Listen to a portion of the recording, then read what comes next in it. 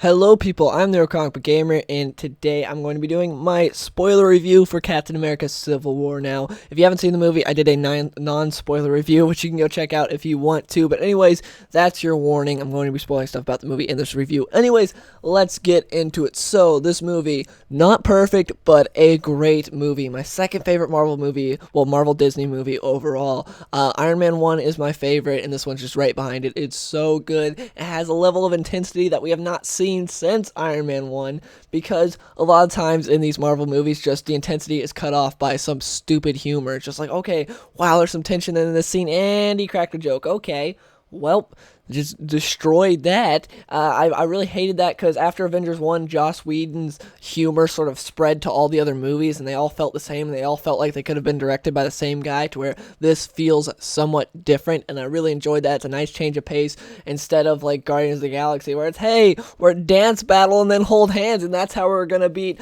Ronan the Accuser when he's got one of the Infinity Stones, That's just fantastic. Instead, in this, a lot more intense stuff makes a lot more sense, and I'm really happy about that. So let's talk about the new additions to the team. So we got Black Panther and Spider-Man, both really cool characters that were executed great in this movie. Perfect casting as well. Disney Marvel, they seriously have nailed casting so perfectly in like all their movies. I just love it. There hasn't really been anyone that I'm like, why did they have to cast them? No, they've done great. And it shows here, like, Black Panther is amazing all around. His suit's awesome, the way he fights awesome. I love the way he is when he's outside the Black Panther suit, when he's, the king of Wakanda. That was really cool, just seeing him do his thing. And I loved him. He was driven, he was intense, and I love that end scene with Zemo. I hated Zemo in this movie. Terrible villain.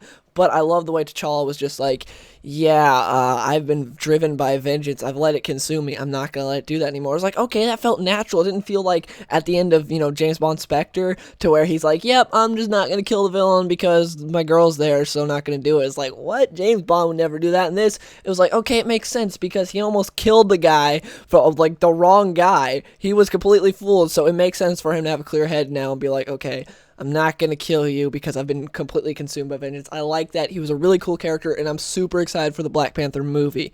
Spider-Man, surprisingly fantastic. I had heard all the reviews saying he's amazing, but I was like, I don't know, because I've been fooled by reviews before with Marvel movies and things, and I'm just like, I don't really trust it, especially because the trailers, his voice was like, he seemed like pre-puberty Spider-Man. I did not like that, but in the movie, when he's first introduced, that dialogue he has back and forth with Tony Stark is just amazing. I can't wait to see more Tony Stark, Peter Parker in Spider-Man Homecoming, because those two have chemistry. It's great. I love it. Peter just enters in, he's like a normal kid, and then Tony Stark's on his couch, and he's like, Tony Stark's just like, remember when you applied for my grant? And he's like, yeah, is there money involved in this grant? And he's like, what's going on? And then Tony Stark goes in his room, he's just like, you're Spider-Man, all this, and it's just like, it's great back and forth, and it's amazing, and it doesn't feel out of place. It feels like it fits perfectly. I'm like, this is fantastic. This is Peter Parker. This is Peter Parker I know. I love it. And then when Spider-Man shows up at the airport fight, didn't like it at first because he broke up what they had going.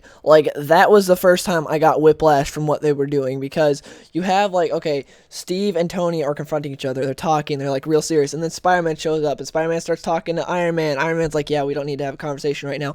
And then it switches to Iron Man being incredibly intense, like, tears in his eyes, looking at not looking at Tony, looking at Steve, like, what you're doing is wrong here. And it's like, whoa, we just went from this jokey joke back and forth between Iron Man and Spider-Man to this incredibly intense dialogue between Steve and Tony. This is just, you can't do that. It doesn't fit. It doesn't work. That's like giving me whiplash. I don't like it. That's like the only time it really did that to me. And then the rest of the airport fight scene looks really cool, but there's no really stakes to it, and it feels typical Marvel. It's like, okay, this fight scene looks awesome, but it's joking. There's no intenseness to it at all. It's like, I said this before, there's more intensity when I'm playing against my friends when I'm playing football. Like, there's more intensity there than there was in this fight, and this is supposed to be war. It felt like best friends, like, having just like a little spat. That's what it felt like. It was like, Could have used a bit more intensity there because it was lacking, especially since it's supposed to be a civil war. So that part was disappointing, but the fight looked awesome. Ant-Man was probably my favorite part of that fight. Spider-Man was really cool. And I love that part when he's like, "You guys ever seen that really old movie, Empire Strikes Back? You know the part where they're on the snow planet?" And I was like, "Yes, that's so great. That is exactly something Spider-Man would say. Taking down Giant Man like an AT-AT. That's so cool. I love that. Whoever thought of that, props to them. Whoever thought of Spider-Man saying that, I was like, that's amazing. I love that. I love stuff like that, but again, it did take away the intensity of the scene because there wasn't really much there, especially because Hawkeye and Black Widow fighting, and they're like, "Are we still friends? Depends on how hard you hit me." It's like, I don't like that. This is supposed to be a war. Instead, it feels like two best friends. It feels like Tony and Steve are the only two, well, and Bucky are like the only two guys that are invested in the fight. Everyone else is just like, "Hey, ho, jokey jokey, punch, yeah, it's fun." And that's the way it felt to me. I didn't like that. But they more than made up for that by the intensity that there is in the final fight between Steve and Tony and Winter Soldier, well, Bucky. The intensity, and yes, I'm using that word a lot, but it's because it's the best thing I can think of to describe it. The intensity in that final fight between Bucky, Steve, and Tony is amazing. It's something the Marvel Universe has been lacking since Iron Man 1, because since Iron Man 1, we haven't really gotten it. You had intensity like that in Incredible Hulk, but since really Disney took over and we got Avengers, it hasn't really been like that, because Avengers happened and they're like, this really jokey, non-serious stuff with light on plot, that sells. People love that. Let's just make a ton more of those. And it felt like every Marvel movie was directed by the same guy, and it's like, okay, this is just, there's no stakes to Marvel at all. It's where at the end here, what I was thinking was going to happen, because I called this like a while ago. I thought Steve was going to die. I said it in the Let's Talk Marvel video. I was like, Captain America's going to die in Civil War. I was completely wrong, and I'm kind of happy I was, because at the end there, my heart was racing. I was like, okay, he's trying to kill Bucky. I think he's going to try and do a kill shot on Bucky, and Cap's going to take the kill shot, and that's how Cap's going to die. I was like, no, please don't, no. And I was so conflicted about it, because I was like, that'd be a great move in terms of story, but it'd be bad move in terms of my heart. It would just be like, no, not Steve, because in a movie called Captain America Civil War, Captain America was my favorite part. I know it's surprising, right? Everyone else talking about how, like, oh, Iron Man was the best, or like Hawkeye was the best, or Ant-Man was the best. Captain America was my favorite part of a Captain America movie. I'm really happy about that, and bravo to you, Russo brothers, for making Captain America my favorite part of a Captain America movie. I really love the fact that they did that. That final fight scene, though, I love it. The dialogue that's going on, there's no jokes. No one's making any jokes, so it's fully intense, and it looks like Iron Man is trying his hardest to kill Bucky, except in a more personal way, because there's that part where he's got Bucky to, like, his right or, like, behind him. He's got Steve in front of him. He could literally just take his repulsor and just look back and like, bang, Bucky's dead, but, it makes sense in the fact that he wants to make it more of a personal death. I love the part where he looks Steve in the eye, because Steve's like, he didn't do it, he wasn't in his right mind when he did it, and Tony's just like, he killed my mom. It's like, that is heavy right there.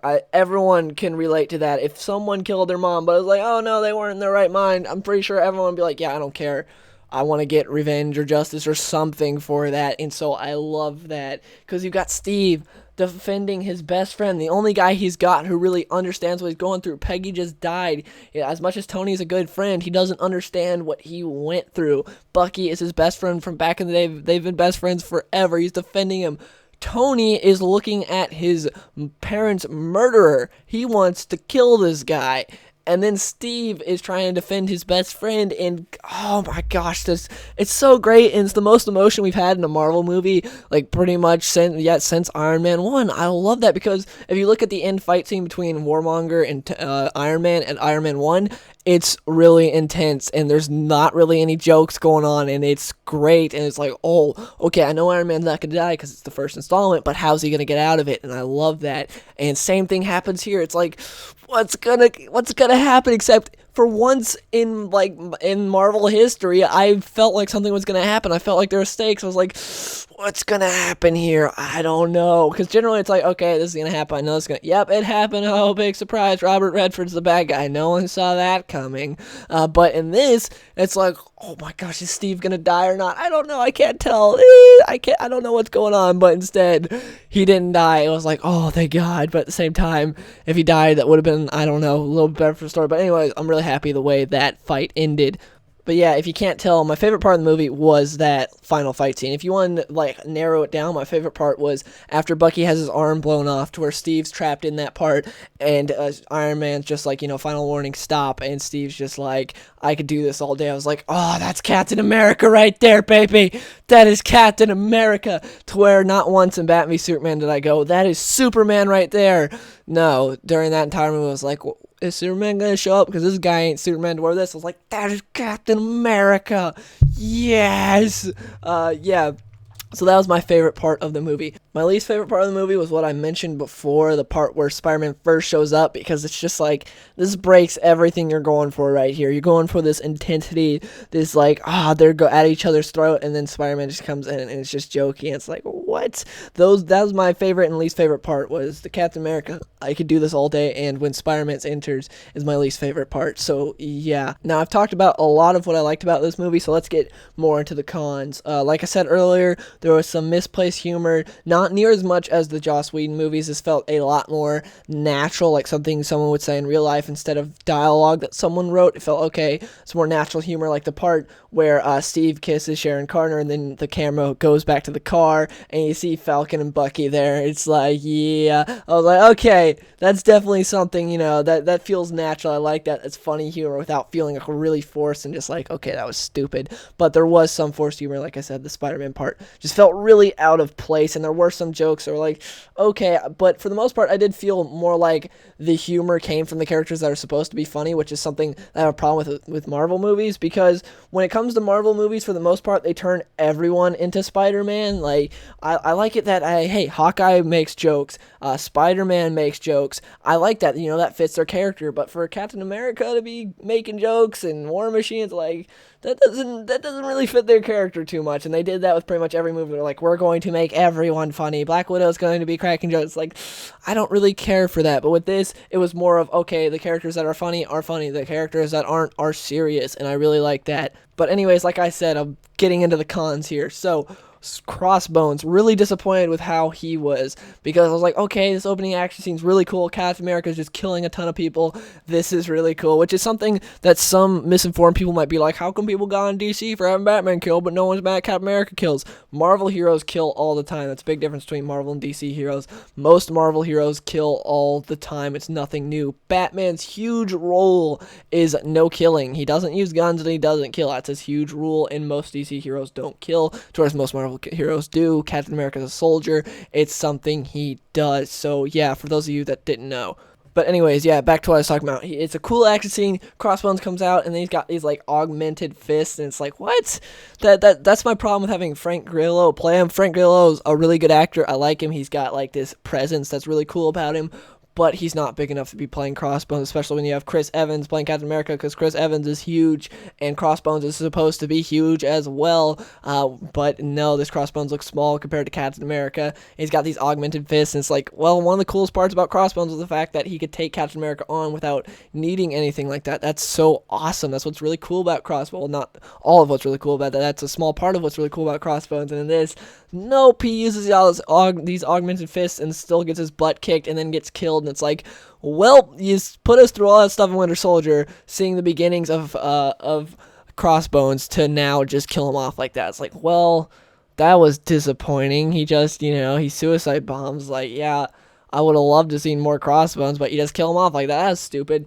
And Zemo was terrible. Another villain that was just awful. It's another typical Marvel villain. Marvel hasn't really had any good villains since Loki and Warmonger in Iron Man 1. This villain still sucks. Really wasted potential, because I love Zemo. He's one of my favorite Captain America villains.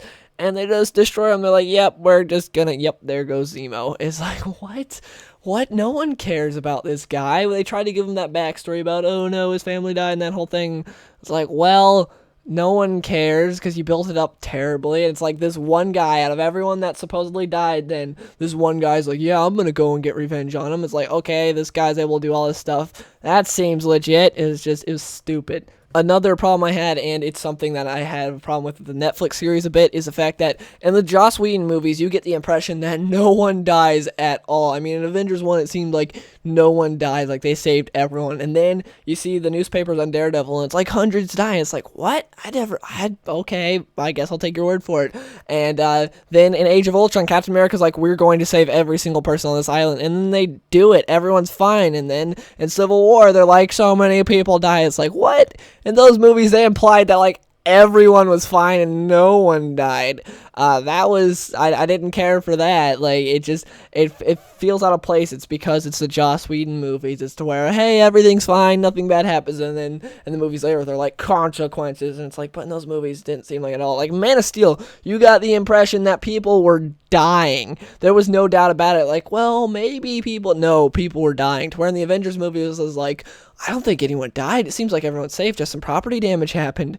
Another problem I had, which was more of a personal problem and not like a whole overall problem with the movie, is the fact that Hawkeye is one of my favorite Avengers. He's my second favorite to Captain America, and I was really looking forward to seeing him in this movie, but instead he gets the short end of the stick. He's probably in it least than everyone else. I was so excited when he showed up, and I saw him set in the trap for Vision. I'm like, okay, that's cool. And then he's there. I was like, oh, we're going to see him face off against Black Panther. But then the camera pans away, and then it pans back, and he's like, got Black Panther in a hole. Black Panther breaks out. I'm like, okay, I'm expecting Black Panther to kick Hawkeye's butt. I'm fully expecting that because he's way more skilled than Hawkeye. But at least show it. Like, I'd like to see some of that. Instead, nope, we just get like 2 seconds of that fight, and it's like, it's kind of disappointing. At least we got the Hawkeye Ant-Man bit. That was cool. Ant-Man was one of the best parts of the movie. To me, he was like my favorite part of that airport fight scene. He was so good, and Paul Rudd killed it, especially when he first showed up, and he's just like, I know you know a lot of cool heroes, so thank you for thinking of, or no, he says, thank you for thinking of me. I was like, that's great. That's how everyone would be if they met Captain America. Just be like,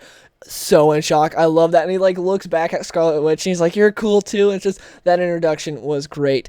Another flaw I had with the movie was the fact that the end felt like it was sort of wrapped in a nice little bow. I would have preferred for maybe his friends to still be in jail, there to be consequences, for it to and for him and Tony to still be at odds. I wanted it to more feel like a war happened, because when war happens, nobody wins, and that's the way it feels when a war happens. But in this, it felt like, okay, by the end of it, everything was kind of peachy. There were some bad things, at least there were some things that were still resonating, but for the most part, it was like, okay, everything's just fine. I didn't like that, because at the end of that Cap Iron Man fight, at the very end, it's like, okay, things are not fine, it's bad, and then he breaks all his friends out of prison, he sends a letter to Tony, and then he just wraps it all in a nice little bow, and it's like, no, don't do that, no, I don't like that, because it felt too perfect, and I would have preferred them to leave it to where it felt like nobody won. I would have preferred it like that. But that's basically it for cons, because the majority of this movie was great. It had like the best story of a Marvel movie in a while. I really enjoyed it. There were clear motivations for why they were fighting. I love that. I love seeing Captain America standing for what's right. I love that when everyone else is just like, well, maybe we should be accounted for. And he's like, what if we want to help? And that council's like, nah, you can't do that. What then? What if they send us to a place that we're not supposed to be? They're just humans, and people have agendas. No, I'm not doing that. The safest place is in our own hands. I love that. Actually, another small con I had was the fact that he's saying all that stuff, then he goes to Peggy's funeral, and Sharon Connor's like, even when everyone's against you, stand in your convictions. I'm like, well, that's convenient. I don't know if it's supposed to be like that. Like, Sharon Carter knew exactly what was going on. She was trying to say that to Bucky. I mean, not to Bucky, to Steve. Sorry, got my words confused. But anyways, maybe she was just trying to say that to Steve, but I felt like it was convenient that she's like, my Aunt Peggy always said, even when everyone's against you, stay in your convictions. It's like, well, that's really convenient for what Steve's going through right now. But yeah, that's kind of it for the cons. Another one of my favorite parts of this movie was the part where everyone's fighting Bucky in that cafe, where Iron Man first comes in and he's got the one glove and he's fighting him, and then everyone else comes in, and I was like, okay, Bucky's going ham, because, Bucky just got brainwashed for the millionth time. He's just destroying everyone, because earlier, he didn't really get hardly any hits on Black Panther, and, Black Panther kind of kicked his butt. This time, Bucky goes ham. They're fighting, and he just punches him straight in the chest, sends him flying. I'm like, oh, snap! Bucky, yeah! I was like, there he is, there's the Winter Soldier. That was so cool. And that fight was one of my favorite fights in the movie. There was a lot of cool fights, but that one was awesome. Also, the chase scenes were pretty cool for the most part. I liked, they did some like sort of third person, like Batman Arkham City camera angles for Black Widow, cut like twice in the movie. I was like, this looks pretty cool. Like that first part with Crossbones when she first enters in, you're getting the view from like the third person for her. I was like, I like that. That's cool. Like directly behind her, I was like, that's a cool shot. And they did that like twice for her in the movie. I was like, I really like that. I think that's pretty cool. I feel like there's not much more for me to talk about as far as this movie goes, so I'm about to wrap it up.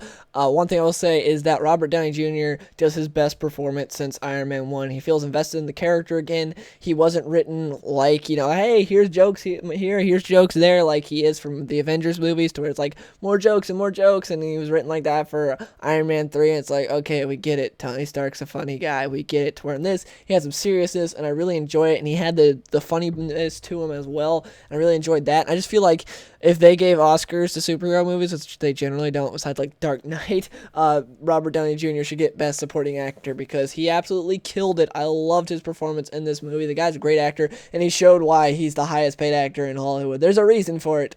There is a reason, believe it or not. So yeah, just overall, I give Civil War an 8.5, maybe a 9. It's leaning towards that, but I give it an 8.5 because there are still things missing. But overall, really good. Enjoyed it a lot. So much fun. So like that last fight scene it's just so great because it's what I've been wanting from the MCU for so long, is a fight scene like that, a scene like that, to where it's intenseness mixed with awesome comic book moments with amazing fights. It's like pretty much everything I wanted from the MCU in one fight scene. It's like, yes, thank you, Russo brothers, for giving this to me. But anyways, yeah, overall, really loved this movie. Not perfect, but a really good movie, and my second favorite movie in the MCU. Really looking forward to Infinity War now with the Russo brothers behind it, not Joss Whedon. Great decision by Marvel to put the Russo brothers there instead of Joss Whedon. I'm so happy about that. And yeah, please let me know in the comments below, in all your spoiler-filled thoughts, what did you think of Captain America Civil War? And if you enjoyed this video, please give it a like.